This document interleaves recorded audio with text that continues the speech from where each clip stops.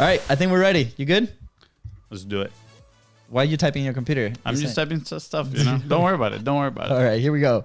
We've got some Hey, I'm Luis. And this is Luis. And welcome to the Content is Profit podcast. In here, you're going to get the insights, accountability, and drive to create consistently and increase revenue. You'll hear from top entrepreneurs, creators, and anything and everything you need to know about content. All this while having a good time. The goal of this podcast is simple: entertain, educate, and turn your content into profit.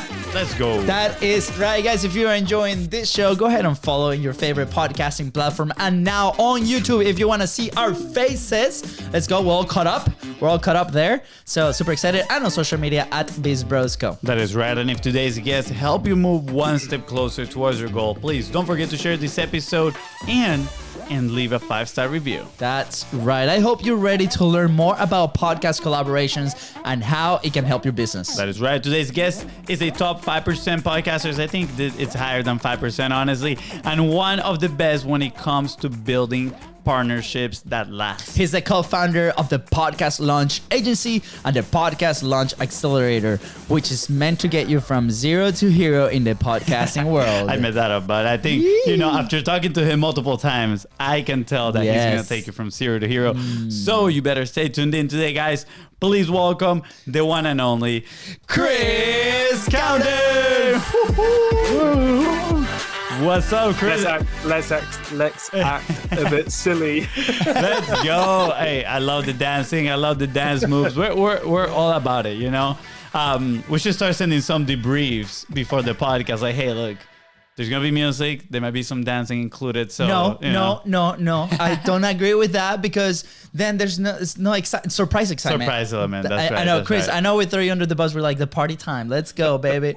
I was watching a show last night, actually, or a movie, and it's like this girl is dating this one guy, and the girl's like really good at karaoke, and then signs up the guy, surprise, to be like, hey, you go on stage now, and the guy's like, please don't do this, and then it was just a funny scene. That's exactly what will happen to me. So that's exactly what we do to our guests. We torture them. That cool story. Chris, welcome, man. How are you doing today?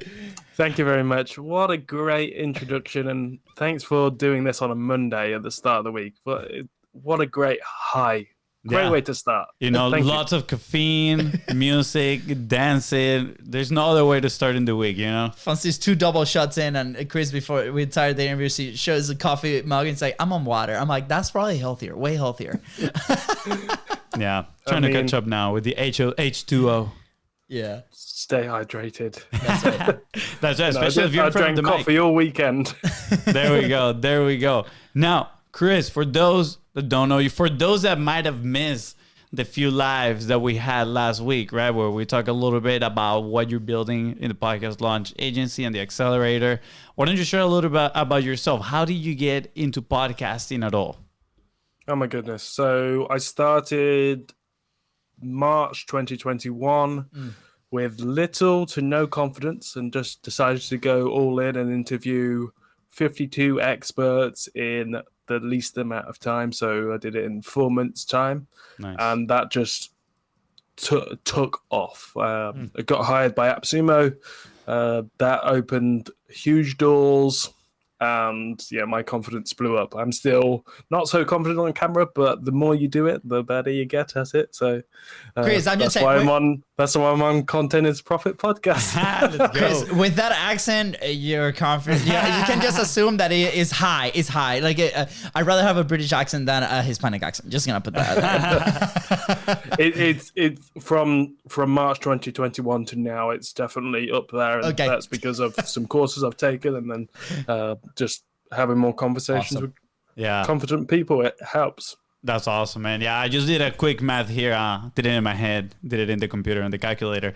But, I divided 52 by 16 weeks, which is about 4 months. You did about 3.2 interviews per day, right? Not per day, sorry, per week. Wow. Come on, public math, FONZI. 3.2 interviews per week, which is kind of like about what we do here at Content is Profit, right? 3 episodes. And honestly, that velocity is one of the reasons that we attribute the success that Content is Profit has had, just because, just like you mentioned right now, volume, you get more practice, you probably get more feedback, and then it allows you to get better and better and better. Now, you say you started podcasting, that led to a role with AppSumo, which I'm sure it was great, right? And then you evolved beyond AppSumo into what? What was next after AppSumo? Why did you decide to stick with it? Do it, you know, kind of like launch your own agency, dive deeper into it and help other people? I mean, I started working at AppSumo November 2021, so a couple of months after launching the podcast. Because, well, it was just in conversation, like you do after you've had an interview with a guest. You follow up with them when you ask them other questions, and those questions led to me getting hired. But they also sponsored the podcast, which was amazing. Because I was still interviewing for my podcast while working at AppSumo, and because AppSumo promotes internally and externally for you to start a side hustle, to start a business, I started selling on AppSumo. People were buying my podcast products. I'm not going to mention them. I'm not going to promote myself too much.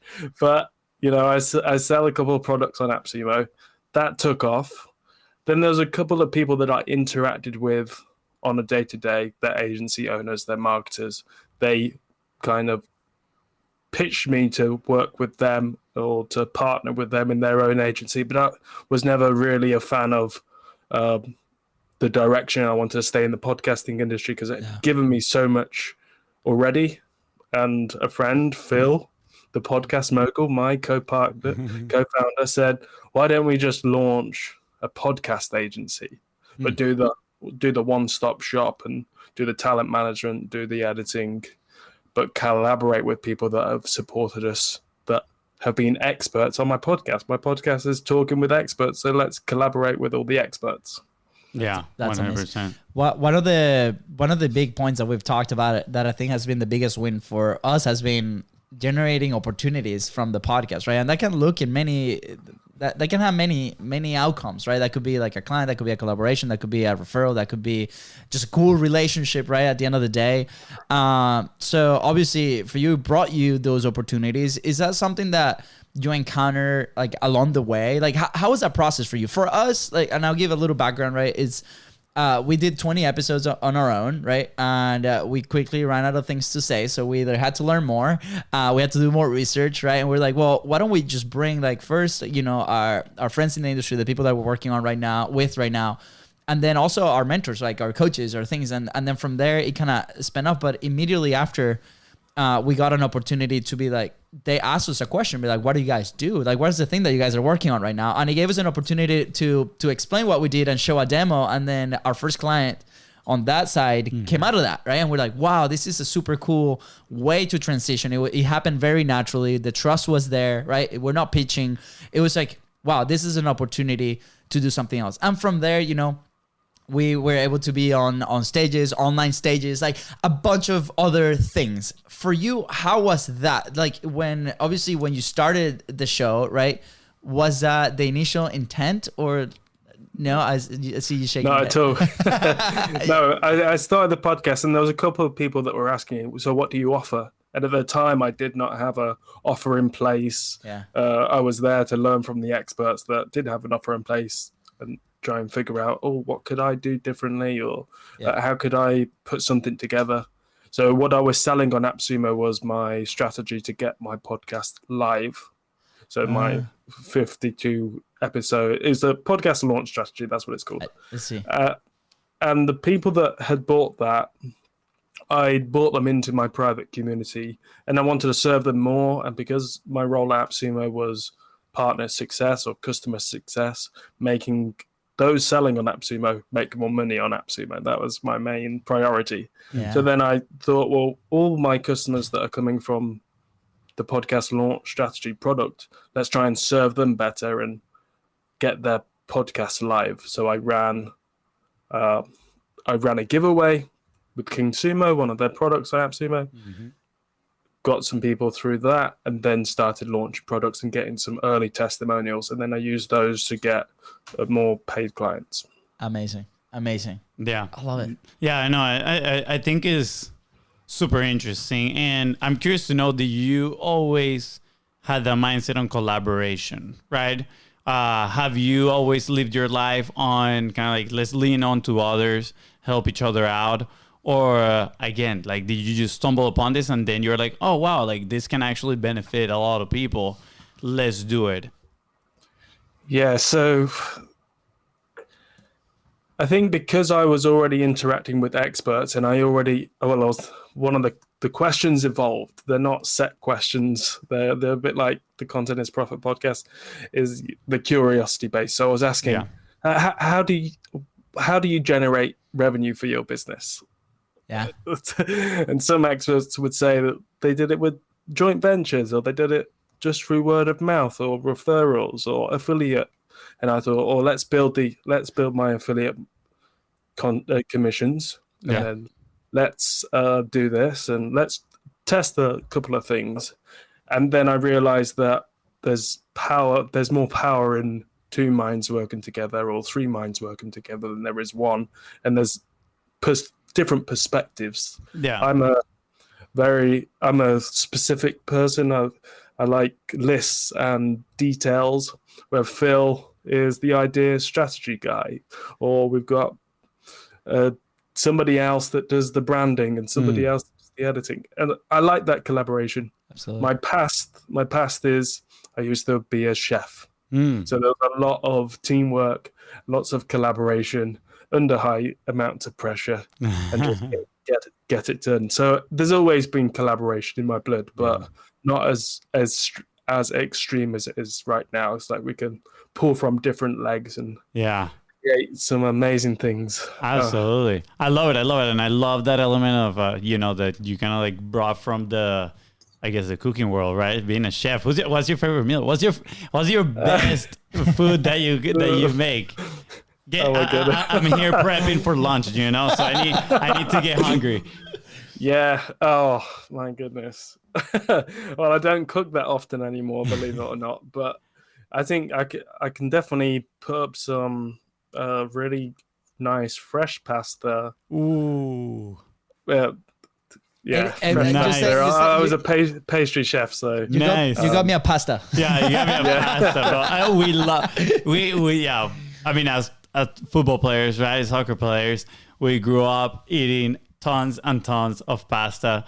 And honestly, like lately, not too long ago, I started taking some classes on how to make pasta from scratch, and it's a lot of fun. But let's get back to collaboration. Tangent alert in here. We can definitely tell Fonzie's hungry. It's right before lunch. I'm starving now. But Chris, I'm curious, the person listening right now is like, okay, cool. This collaboration aspect is awesome, but is it going to work out for me, right? For what type of people have you seen that collaboration work best for?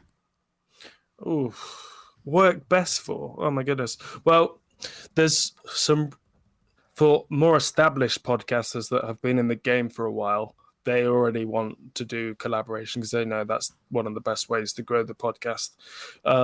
What I found is lots of smaller brands, startups in particular, we work with to do different collaborations. They want to because they want the exposure, they want the brand awareness, they want to increase their usership. So working with startups has been really easy to do some collaborations with. I can give them my audience and I can give them my guest audience, and we can help them with the exposure we can get them, or the different contacts we have. We can lean on our contacts to help them get that brand awareness. So startups have been great to do collaboration with. Chris, I'm curious, right? Like as we started to collaborate, right? For us initially was let's bring as many people as possible so we can start connecting, right? But as you are frequent and consistent with your content, you're going to develop an audience, people that are listening, that are in tuning with your message, right? That trust you, right? That trust is so important, right? How then you start filtering, like, who are you actually bringing to your show, right? And up to recently when we joined Hotspot, we were like, wow, maybe this is a new thing that we have to consider, right? Because the show is growing. There's more people listening. There's more people paying attention. It's not just about, the back end opportunity initially, right? But now are we actually providing value? Are we entertaining people? Are we bringing something to the table content-wise that is worth for them to listen? So it's very enticing just having every single message out there, every single like DM, inviting every single person into the platform. But now there has to be a filter, right? Like, so how do you guys tackle that? Like, who's the right person for your platform? Do you guys have a process around that? And I know a lot of people having interviews. That's the balance, right? Between the value that I can provide as a podcast. That's why we've done a lot of solo episodes lately, because people seem to respond to us just interacting with each other, right? But then we're like, okay, when we bring an interview, how do we measure that? And that's something that we're actively looking. So how do you guys manage, or what are some recommendations that you can share with the audience when it comes to that? Yeah. So I don't consider myself a podcaster just right now, because I'm not actively producing content. My focus is helping those that want to launch their podcast. So it's hard for me to give lots of advice on that, because I'm not, and I feel guilty to be on a podcast interviewing podcasters when I'm on pause at the moment. I'll release a little bit of the I guess pressure on that end. I mean, you did interview 52 experts, right? So there has to be some process of like, hey, this is a person that could bring a ton of value, not only to me, but like people that might listen to this podcast in the future, right? So in a sense, you did create like this amazing platform, right? So that I guess my question was aiming on that side, maybe not on the day-to-day type of deal. Like, yeah, of course. So it all goes back to the fundamentals of doing research on your guests. There's a couple of people that said I made them feel like $1 million or $2 million, and that's just because I invested 10 plus hours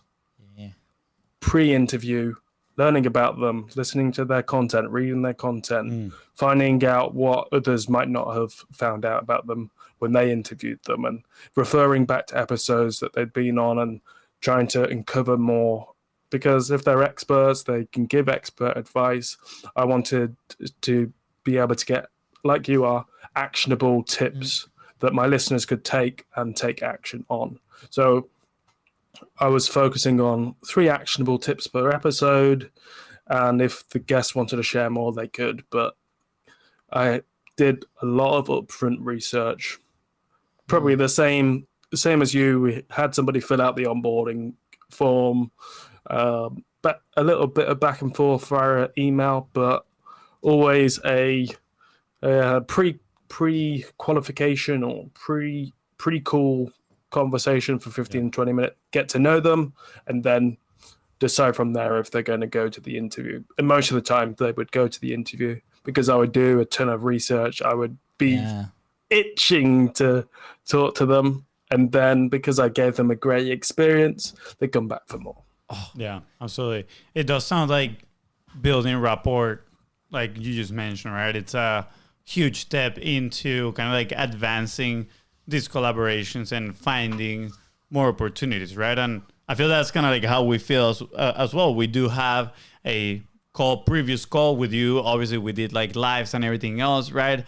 But again, it's just developing that rapport, that goodwill with the other person. At the end of the day, in their eyes, the values that you're sharing their platform with them as well, so they get to leverage your audience. And I think that's a key point, because if you're looking for collaborations, whether it is in your platform or somebody else's platform, you're leveraging those audiences to get more exposure. But beyond audience building, there are other benefits, right? Like my brother mentioned at the beginning, it could be a partnership, right? It could be that a person might become our client. So I'm curious on, how do you transition the conversation into, hey, this is a podcast interview, to, hey, let's explore opportunities to collaborate together, right? Do you have some sort of pre-framing in those 15-minute calls or before the podcast, or do you just do it after the podcast episode is done in your follow-up process? I'm curious, because people might be thinking, whoa, okay, like we did a podcast interview and it's all amazing, but I have no idea how to transition this now into a different type of conversation. Or the classic, like, I don't want to sound salesy, like I don't want to push this, like I don't want to break the relationship, right? I think that's a lot of the fear that comes to that like next step after the relationship is started to build.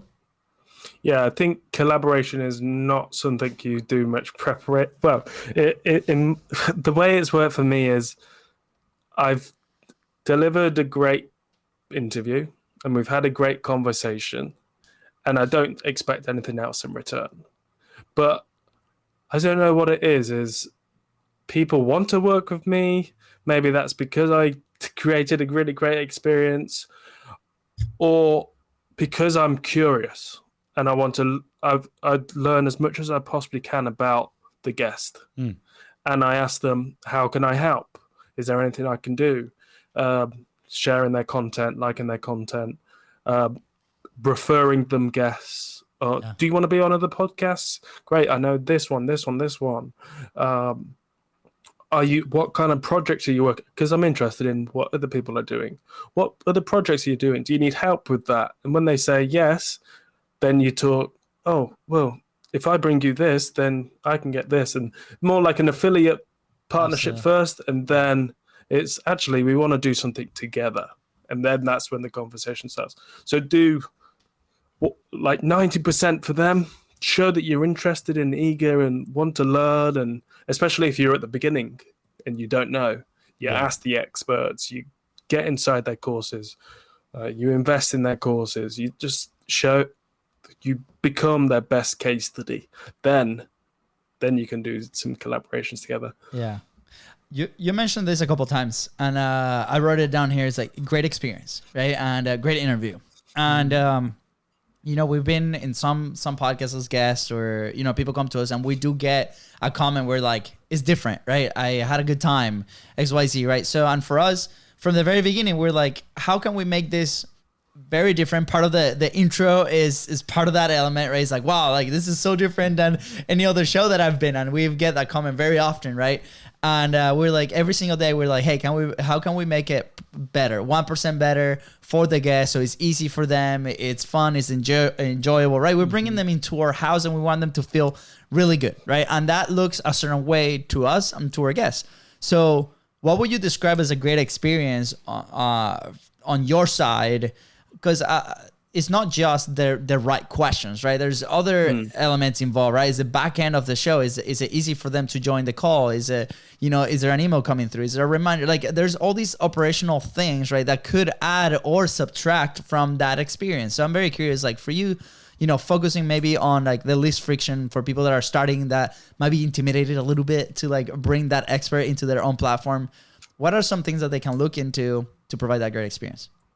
Your listeners are going to think, how can he create a better experience than anybody else? And it's just what you said, is notifying them. But and a lot of the times people have said, oh, you did up your upfront research, you asked the right questions, you made me feel comfortable, and you positioned me as the expert. I know it's different depending on who your guests are, but for me it worked out well, and maybe I was just it was just successful for me because I wanted to interview experts. So all the guests that I had coming on the podcast, I did not elevated their ego too much. They already knew they were experts, but I just said, I'm looking for experts to join this podcast talking about this subject. You're an expert. I think you're the expert in SEO and ... So I think maybe I was just lucky that my first podcast was great, but the experience is just being kind. I think you've got to be kind. You've got to be flexible to be a podcaster. It's a tricky question, but I think you're doing the right things. This actually got me thinking too, right? And something that I'm seeing here is like, maybe that great experience is a reflection of your own personality, right? Like a great experience, we can have the same guest and they can have great experience with each, and they both be different great experiences, right? So like you mentioned, like you're kind, and I told my brother, I'm like, bro, he's super chill, he has this awesome vibe, right? And I know because people has told us, right, not to like pat our own back, but that we have a cool vibe, but we're more on the high energy side of things, right? Yeah. So a lot of people, when they come there, like, oh man, like what a cool experience. I had so much fun. And they use a lot of the word fun, right? And guess what? A lot of the people that we resonate, that are able to move relationships forward, is people that also resonate with that energy as well. And I'm sure, I mean, I cannot say for a fact, you're going to have to confirm this or not, but probably a lot of people that you move partnerships and relationships forward with had your same vibe too, right? Like maybe they related a lot with your personality and whatnot. What you did throughout the process was give them multiple times the option to see that personality, right? Whether that was in that 15-minute call, follow-up emails, right? During the show, they were like, oh man, this guy is disciplined. I love what he does. And then at the end, when you, however you do it, transition that conversation into more of a sales environment, right? A collaborative environment. Now they have in their mind, well, this guy likes doing his research, right? I love the way he communicates, all those things. And I think that translates into, you know what, let's explore more this opportunity. And I think it kind of happened the same with us, right? It's like, we like the process, we love the energy, we want to work with people that are, kind of like, let's try it out. Just, they're a match. Yeah, put up 1 foot forward. So it's interesting that question that you just asked. I feel like opened the door to a whole new possibility. As well as part of the experience is just staying in touch. Yes. I think Noah from AppSumo says following up. Like, even if you don't think you're going to get, if you have a top 5 people that you want to be on the podcast, like I reached out to Nathan Chan from the Founders Podcast right at the start of the journey, and he said, follow up in a year's time and I'll think about it, but make sure to leave a review. So I left a review, checked in, and he said, follow up in another 6 months' time. So I'm still following up with him. I may get him eventually, or I might just say, not for now, maybe episode 500. I'll reach out to him. But following up, I out of all the guests, I think I only had one experience where we published the episode, but I didn't feel like it was going to go anywhere else. But so out of the 60 I've done, 59 people I've followed up with and kept in touch with and built a strong relationship with. So have those reminders on your phone to check in if you can't remember when you checked in with them last. Have a system to like and intentionally like, not just like and comment, and just go, great, cool. Be thoughtful about each comment you leave. It might take you 2 minutes instead of 10 seconds, but that 2 minutes of thought will matter more than any 10-second. Yeah, absolutely. I mean, I one relationship that comes to mind is the one with Damon Burton, right? Like, this was a person that came into our podcast from one of our clients. He's like, hey, we're doing a push for a marketing. I wonder if you guys are there. We had no background information on him. We did not know who he was. He was an SEO guy. And we've stayed in touch for almost like 3 years. We met him in person a couple of times. He's also really good at the relationship side. He ended up getting us like money socks with our faces on it, which is insane. And we haven't worked together, but we've introduced people, that he can help. That he introduced people that we can help, and we just built a really cool friendship. And that's just one example of the many. I'm sure, Chris, with you're now a part of the bro family, so it's probably gonna happen, right? And I think, like you said, stay in touch is so important. And I want to highlight something. I know we've talked a lot about the podcasting side, but for those listening that on the social media, I know that a lot of social media managers follow the content that we create. This can be done in every single platform, right? You can collaborate in every single platform. It doesn't have to be a podcast. Like I say, I say this a lot, but we chose podcasting because it was a way for us to put content consistently out that works for us. But if your platform is Instagram, how can you collaborate in Instagram, right? We do Instagram Lives, right? If it's not video, if it's maybe a picture, like there's still content, things that are said behind. We just received an invite, for example, to collaborate on a blog. We don't write blogs. So what they do is like, hey, they send me a list of questions, right? And then I can record on video or I can type them, send them back to them. But then that's the initial point of that relationship. I'm like, oh, this is super cool, right? So think about this in the macro level. regardless of your platform, because the principles are there and they work. We're just big fans of podcasting because it allows to produce content consistently. So what's your channel? And then focus on that relationship. So, Chris, top man. I think, this is so good. FONZI was like, Top man. Yeah, FONZI's like, you're gonna like Chris. I'm like, yes, approve. Yeah, it's a cool dude. Yeah. Chris, I'm just gonna throw this out there. Whenever we meet in person, we might have to make some pasta. We can make some fettuccine or ravioli. Yes. It'll be good. Say no more. We are in. Now, Chris, we're getting here towards the end of the episode, and this was amazing. Honestly, I think there's a lot of takeaways for that person listening if they want to start a collaborative based kind of like platform show, whether that is, a podcast, Instagram Live, whatever it is. I think they have a good basis here when it comes to how to kind of like set up those collaborations, right? Like what comes before the actual event, then how to conduct those events, right? Like during the shows, and then how to transition that for exploring opportunities. Now, I'm curious, what will be your top takeaway, right? Like if you can leave somebody with one action point today, maybe let's say, because it obviously depends on where in the stage are they, but it's somebody that has been thinking, I want to do more collaborations. I want to, amplify my network and obviously increase the amount of opportunities that I might be bringing through the door through collaborations. What is one thing they can do to get started? Yeah. Okay. So maybe it's a 1 and maybe it's a 2, but define who you want to collaborate with, and then create the list of those people, and then just do the simple thing. Ask them. Yes.